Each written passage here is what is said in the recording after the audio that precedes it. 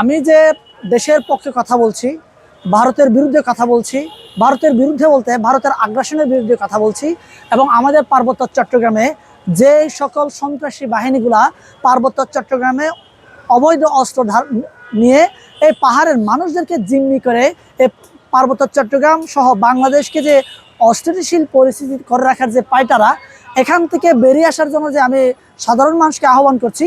এই সমস্ত কর্মকাণ্ডের কারণে আজকে আমার একটা না, দুইটা না, তিনটা না, 48টা আইডি আমার ওরা ডিজেবল করে দিয়েছে।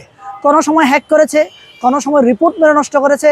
আমার মানে খুব কম প্রশ্ন হচ্ছে আমার এই দেশবাসীর কাছে, যারা দেশের পক্ষে কথা বলে, তারা কি প্রতিনিয়ত যে আমি যদি বলি যে একাত্তরের পর থেকে যে শেখ মুজিব, জিয়াউর রহমান এবং সর্বশেষ হাদির জীবন দিতে হয়েছে, ঠিক তেমনি কি আমাকেও সেমভাবে হাদির মতো জীবন দিতে হবে, জিয়া রহমানদের মতো জীবন দিতে হবে, নাকি এই দেশের পক্ষে কথা বলতে গিয়ে আমার এই দেশের পক্ষে কথা বলার কাজগুলো আরও সমুন্নত করে এই দেশকে এগিয়ে নিয়ে যাওয়ার মতো আমি সক্ষমতা তৈরি করতে পারবো?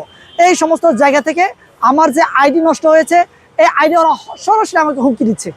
গতকাল আমাকে বলছে যে আপনি পাহাড়ে আসেন। আমি বলছি তুমি ভাই, আমাকে প্রথম বলছে জসিম উদ্দিন। কি নাম? জসিম উদ্দিন। আমাদের বাংলাদেশে যে সকল যে ধর্মীয় দাঙ্গা তৈরি করার চেষ্টা করে, সকল ধর্মীয় দাঙ্গায় ওরা বলে কি, মানে কোনো মুসলিম ধর্মের কোনো বাঙালির নাম ধারণ করে এরা আমার দেশের বিরুদ্ধে কথা বলে। তাহলে এখন আমি বারে বারে প্রশ্ন করছিলাম, ভাই তুমি কি আসলে জসিম উদ্দিন? আমার তো মনে হয় না তুমি জসিম উদ্দিন। তুমি তো হয়তো কোনো একটা হিন্দু কিন্তু মুসলমানের নাম ধারণ করে মুসলমান এবং হিন্দুর মধ্যে দাঙ্গা তৈরি করার জন্য তুমি মুসলমান ধারণ করেছ। এরকম কথা বলতে বলতে এক সময় তার কথার মাধ্যমে ফুটে উঠল সে একজন চাকমা জাতির একটা ছেলে।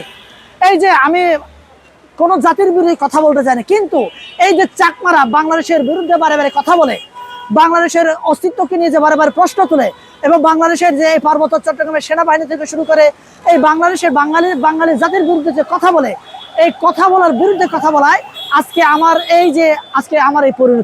এই পরিণতিকে বেরিয়ে আসতে গেলে বাংলাদেশের যে প্রশাসন থেকে শুরু করে বাংলাদেশের সরকার এবং বাংলাদেশের আপমর জনগণের কাছে আমার একটা প্রশ্ন, আমরা কি দেশের পক্ষে কথা বলতে পারবো না?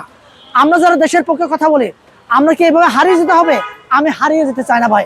আমার এই দেশে, আমার দেহে রক্তের শেষ বিন্দু থাকা পর্যন্ত এই দেশের পক্ষে কথা বলতে চাই, ভারতের আগ্রাসনের বিরুদ্ধে কথা বলতে চাই, এবং আমার এই পার্বত্য চট্টগ্রামে যে অবৈধ অস্ত্র আছে সে অবৈধ অস্ত্রের পক্ষে কথা বলতে চাই। আমি একটা কথা বলি আপনাদেরকে, ইয়ান নাম, ইয়ান হচ্ছে আমাদের পার্বত্য চট্টগ্রামে রাঙ্গামাটি জেলার চিফ সার্কেল দেবাশিস রয়ের মানে সহধর্মিনী। সেই দেবাশিস রয় হচ্ছে আমাদের পার্বত্য চট্টগ্রামে অবাঙালি চাকমা জনগোষ্ঠীর কুখ্যাত রাজাকারের ছেলে দেবাশিস রয়। সেই দেবাশিস রয় আমার সারা বাংলাদেশে বিভিন্ন মিডিয়াতে সে ফোকাস আসে, রাষ্ট্রীয়ভাবে সে প্রোটোকল পায়। তাহলে যারা দেশের বিরুদ্ধে কথা বলে, রাজাকারের ছেলেরা রাষ্ট্রীয় প্রোটোকল পায়, আর আমরা যারা রাষ্ট্রের পক্ষে কথা বলি আমরা রাষ্ট্রীয় প্রোটোকল পাই না, এবং আমাদেরকে গুম করার জন্য, খুন করার জন্য আমাদেরকে প্রতিনিয়ত আমাদেরকে হুমকি ধামকি দেয়, এবং আমাদের এই যে সোশ্যাল মিডিয়ার মাধ্যমে আমরা কথা বলি, সেই সোশ্যাল মিডিয়াগুলোকে ওরা নষ্ট করে।